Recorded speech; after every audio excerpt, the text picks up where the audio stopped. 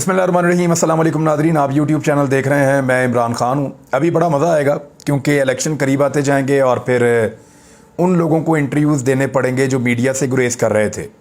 नवाज़ शरीफ को भी मीडिया में आना पड़ेगा, शहबाज शरीफ को भी आना पड़ेगा। मरीम नवाज़ ने तो अभी पहला इंटरव्यू दिया भी है सलीम साफ़ी साहब को, और लतीफ़ों का सिलसिला शुरू हो गया है। अब आपको बहुत सारे लतीफ़े मिलेंगे, बहुत अजीब अजीब चीज़ें मिलेंगी। बस आपको बर्दाश्त करना और अपनी हंसी को कंट्रोल करना है, क्योंकि जिस अंदाज़ में ये आपको लतीफ़े सुनाएंगे, जो चीज़ें आपको बताई जाएंगी इन इंटरव्यूज़ में, आप हैरान हो जाएंगे कि किस डिटाई से और किस तरीके से ये लोग गलत बयानी करते हैं। मैं मिसाल के तौर पे आपको बताता हूँ, मरीम नवाज़ साहिबा ने इंटरव्यू देते हुए कहा कि क्या इसहाक डार का ये जुर्म है कि वो कीमतें नहीं बढ़ाना चाहते। ये मैं मरीम नवाज़ के इंटरव्यू की बात कर रहा हूँ जो आज आया, कि क्या इसहाक डार का यही जुर्म है कि वो कीमतें नहीं बढ़ाना चाहते। यानी इसहाक डार गरीब को रिलीफ दे रहा है, कीमतें नहीं बढ़ा रहा। सोचो अगर इसहाक डार कीमतें बढ़ा रहा होता तो वो क्या करता पाकिस्तान के साथ, सोचिए ज़रा। अभी इसहाक डार कीमतें नहीं बढ़ा रहे तो एक महीने में 50 रुपए के करीब पेट्रोल की कीमत में इजाफा हो गया है। अभी वो कीमत नहीं बढ़ा रहे, 50 रुपए से ज़्यादा का इजाफा हो गया है। अभी इसहाक डार कीमत नहीं बढ़ा रहे, बिजली की कीमत 3 गुना हो गई है। अभी इसहाक डार कीमत नहीं बढ़ा रहे और महंगाई आपकी 38% तक पहुंच गई है, जो 12-13% पे थी। अभी इसहाक डार कीमत नहीं बढ़ा रहे और पाकिस्तान को डिफॉल्ट करार दे दिया है ख्वाजा आसिफ ने। यानी इसहाक डार को अभी भी डिफेंड करना है। मैं तो हैरान हो जाता हूं कि किस तरह पक्का मुंह बना के, हैरान हो जाता हूं कि किस तरह से ऐसे कॉन्फिडेंस के साथ ये लोग गलत बयानी करते हैं, झूठ बोलते हैं। इन्हें शर्म भी नहीं आती। और हैरत है कि ये शीशे में भी नहीं देखते कि हम जो बात कर रहे हैं लोग हमारा मजाक उड़ाएंगे, हम जो बात कर रहे हैं हमारे मीम्स बनेंगे, हम जो बात कर रहे हैं उसको लोग नहीं मानेंगे, लेकिन डिटाई के साथ बैठ के झूठ बोलते हैं। हराम है जो इनके चेहरे के ऊपर थोड़ी सी भी शर्मिंदगी के आसार हों झूठ बोलते हुए। क्या कॉन्फिडेंस है, कमाल कॉन्फिडेंस है। हमारा एक दोस्त था, वो थोड़ा झूठ बोल लेता है, तो हम उसका असेसमेंट कर रहे थे कि इसने ये इतना कॉन्फिडेंस से झूठ कैसे बोलता है, बड़ी मासूमियत से, और पता भी नहीं चलता। तो एक दोस्त ने बताया कि याद है कि इसकी अम्मी अबू बहुत सख्ती करते थे, और जब बचपन में ये हमारे साथ खेलने के लिए बाहर निकलता था तो झूठ बोल के निकलता था, वापस जाकर भी झूठ बोलता था। तो इसने अपने अम्मी अबू से झूठ बोलना शुरू किया। तो इसका झूठ बोलने का कॉन्फिडेंस इसलिए बहुत ज़्यादा है कि ये अपने घर से तरबियत लेकर आया है। बेचारे को इन हालात का सामना करना पड़ा। अब मरीम नवाज़ को ऐसा कॉन्फिडेंस और इस तरीके से झूठ बोलना मेरी समझ से बाहर है, मुझे बिल्कुल। और एक और चीज़ कही उन्होंने, यानी हद हो गई है कि अपने घर वालों के खिलाफ कोई ऐसा स्टेटमेंट देता है। मरीम नवाज़ ने कहा कि जब एहतसाब शुरू होता है तो 20 मिसालें लोग मुल्क छोड़ के भाग जाते हैं। जब भी एहतसाब शुरू होता है तो लोग मुल्क छोड़कर फरार हो जाते हैं, मरीम नवाज़ साहबा कह रही हैं। और फरार होने में जो वर्ल्ड रिकॉर्ड है वो मरीम नवाज़ के वालिद गिरामी मियाँ मोहम्मद नवाज शरीफ साहब का है। वो बार बार फरार हुए और बड़े बड़े लंबे अरसे के लिए फ़रार हुए, और जब तक उनको हुकूमत की यकीन दहानी नहीं करवाई गई या उन्हें यह नहीं कहा गया कि आपको NRO मिल रहा है, वापस आ जाइए, तब तक मियाँ साहब कभी वापस नहीं आए। और इस मरतबा तो यकीन दहानियों के बावजूद भी वापस नहीं आ रहे कि आपने मेरा फिर एहतसाब कर देना है, तो मैं एडवांस में फ़रार हो गया हूँ। अब जो फ़रार होते हैं, मैं कुछ मिसालें मरीम नवाज़ के अपने ख़ानदान में से दे देता हूँ। उनके पास भी कुछ मिसालें हैं। पीपल्स पार्टी के लोगों का नाम वो ले सकती हैं, एस्टेब्लिशमेंट के रिटायर ऑफिसर्स का नाम वो ले सकती हैं कि जिनका एहतसाब होना था वो मुल्क से फ़रार हो गए और उन्होंने जवाब नहीं दिया। लेकिन अब मैं आपको बताता हूं कि मरीम नवाज़ के अपने ख़ानदान में कौन कौन फ़रार हुआ। नवाज शरीफ एहतसाब से बचकर मुल्क से भाग गए, और पहले भागे 99 के बाद, और लंबे अरसे तक बाहर रहे, मुआहिदा करके भागे, उसके बाद दोबारा भागे मुल्क से बाहर, और तब से लेकर अब तक लगातार 4 साल होने वाले हैं भागे हुए हैं। इसके बाद इसहाक डार मियाँ नवाज शरीफ साहब के दौरे हुकूमत में, नून लीग के दौरे हुकूमत में ही भाग गए थे और लंबे अरसे तक भागे रहे। फिर जब उनको NRO मिला तो फिर वो एयरफोर्स के तैयारे में बैठकर वज़ीर आज़म के साथ पाकिस्तान वापस तशरीफ़ लाए। हमजा शहबाज बार बार फरार हो जाते हैं, अक्सर फरार हो जाते हैं। एक दौर ऐसा था कि हमजा शहबाज को गारंटी के तौर पे रखवा के सारा खानदान, पूरा टब्बर फरार हो गया था, लेकिन अभी हमजा शहबाज साहब भी पाकिस्तान में नहीं है। सलमान शहबाज, इसको फरार करवाया जनरल रिटायर कमर जावेद बाजवा ने, और ये खबर मुस्लिम लीग नून के अपने करीबी सहाफ़ियों ने दी कि जनरल बाजवा ने टिकट थमाया सलमान शहबाज के हाथ में कि दौड़ जा नहीं तो गिरफ्तार हो जाएगा करप्शन के अंदर, तो सलमान शहबाज पाकिस्तान से निकल गया। हुसैन नवाज फरार, मरियम नवाज का भाई है।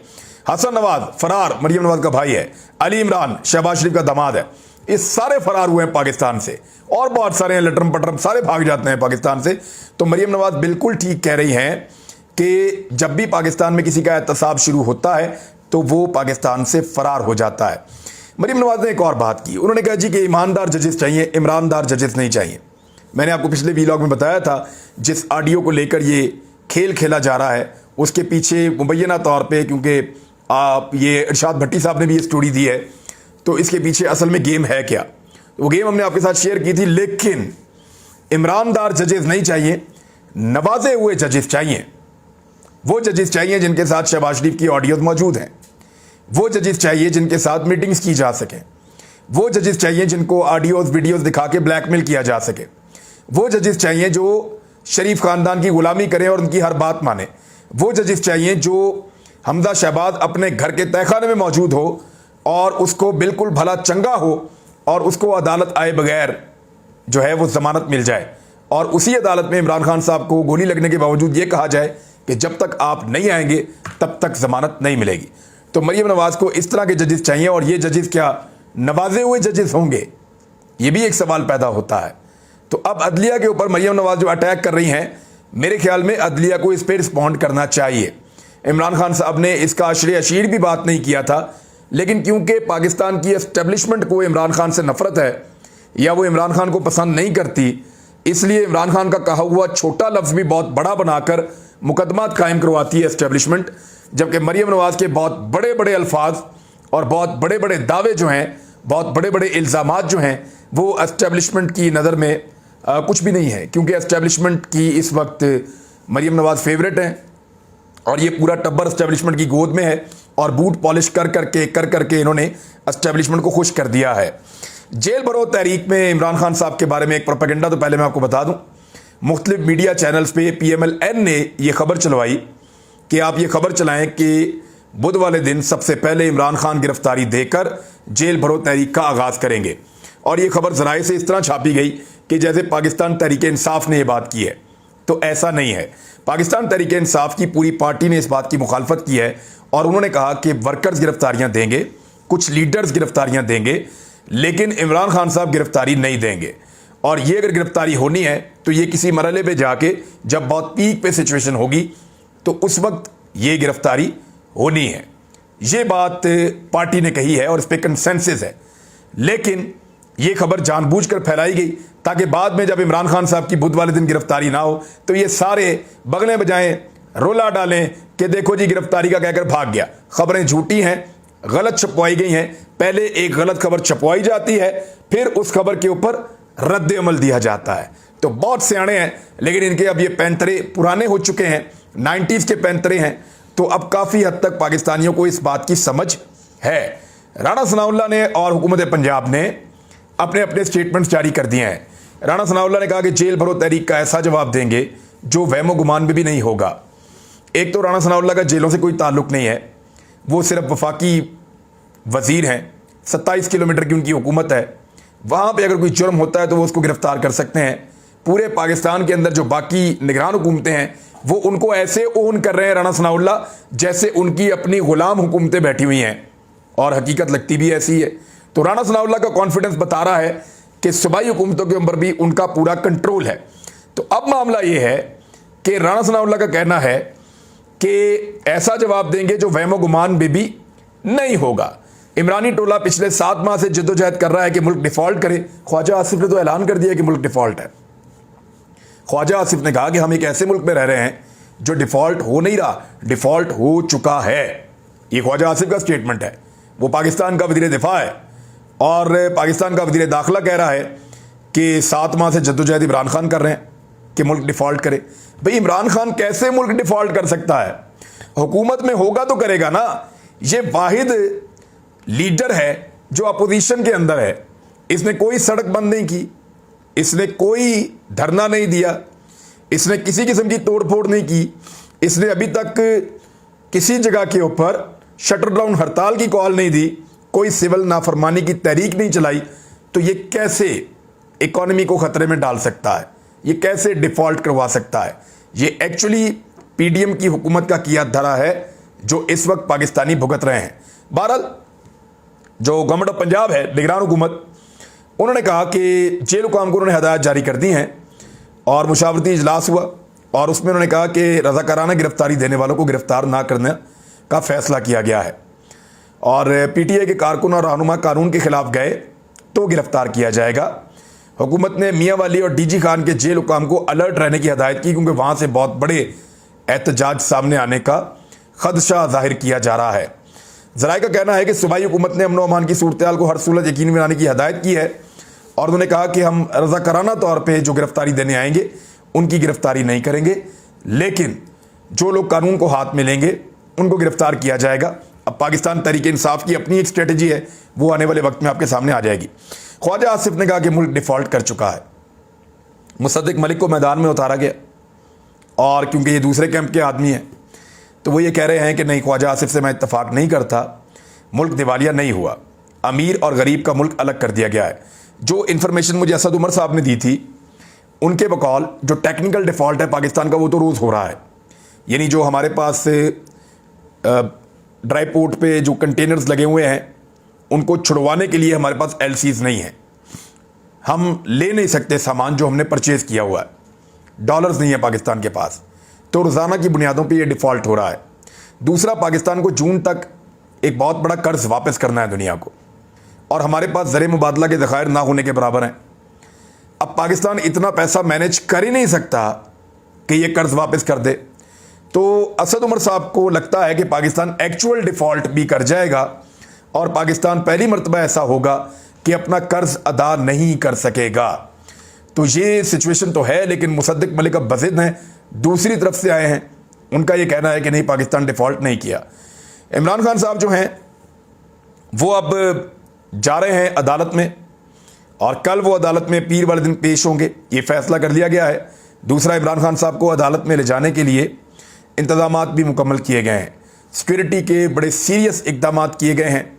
इमरान खान साहब की अपनी सिक्योरिटी भी साथ होगी, कारकुनों की एक बहुत बड़ी तादाद भी पहुंचेगी लाहौर हाई कोर्ट में और उसकी सराउंडिंग में, और इस तरह इमरान खान साहब को ले जाया जाएगा एक अहम तरीन पेशी के लिए लाहौर हाई कोर्ट में।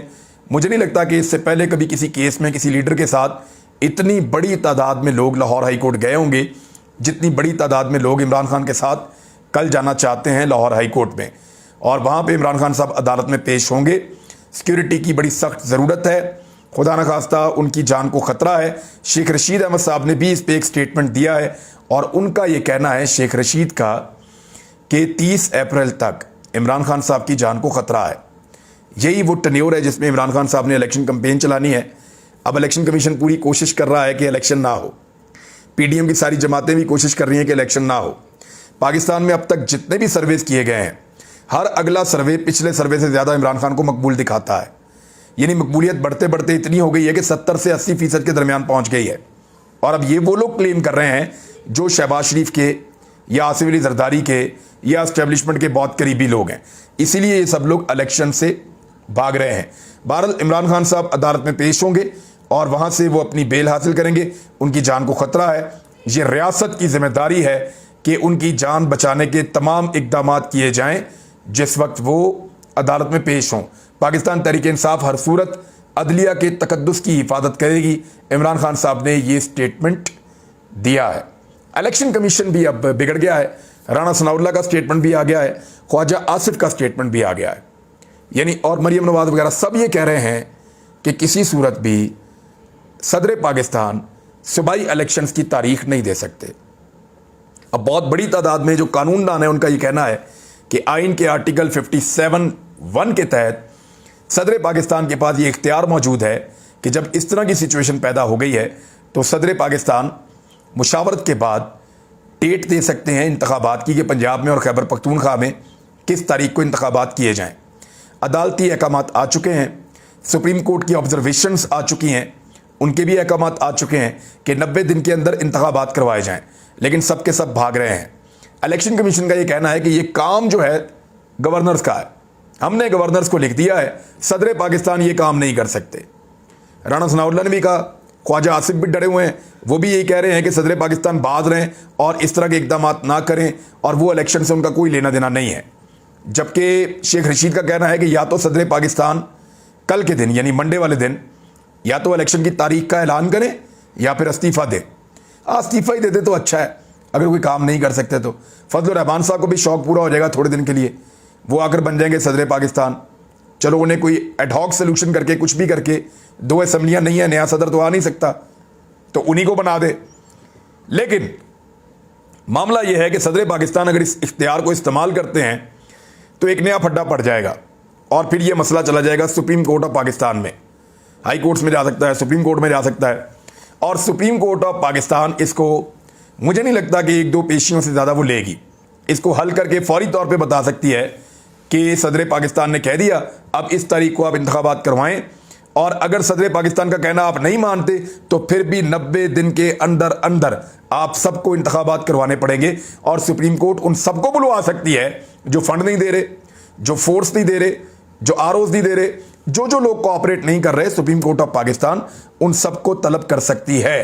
तो आरिफ अलवी साहब का भी एक स्टेटमेंट आया, वो स्टेटमेंट मैं आपको बता देता हूं। उन्होंने कहा कि आइन में सुराख तलाश करने की बजाय उसकी पासदारी करनी चाहिए। इलेक्शन की तारीख देने की बजाय मामला एक दूसरे पर डाला जा रहा है। ये ना करें कि आइन की शिकों को किस तरह साइड पर रखकर इलेक्शन में तात्तुल का एहतमाम किया जाए, यानी कोशिश कर रहे हैं सारे कि इलेक्शन जो है वो ना हो। बहरहाल देखते हैं कि कैसे नहीं होता इलेक्शन। अब तक के लिए इतना ही। अपना ख्याल रखिएगा, अपने इस चैनल का भी। अल्लाह हाफिज़।